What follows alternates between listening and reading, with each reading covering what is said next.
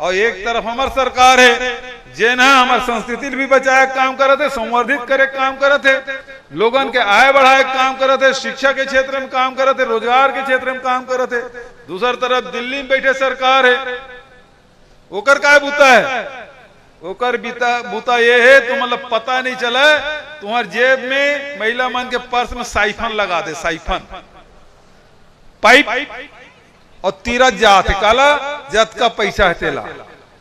कैसे तीरथ है? पेट्रोल के भाव बढ़ा दे, तुम्हारी जेब से पैसा गए, डीजल के भाव बढ़ा दे, तुम्हारी जेब से पैसा गए, रसोई गैस की कीमत बढ़ा दे, 420 से 1100 हो गए, तुम्हारी जेब से पैसा गए, सरसों तेल के भाव बढ़ा दे, दाल के भाव बढ़ा दे, सब किसान मन के रासायनिक खाद की कीमत बढ़ा दे, तो जेब से खींचे काम। अब तो जीएसटी लग गए, दवाई लेता तेमे जीएसटी, ट्रैक्टर खरीदे तेमे जीएसटी, कृषि यंत्र खरीदे तेमे जीएसटी।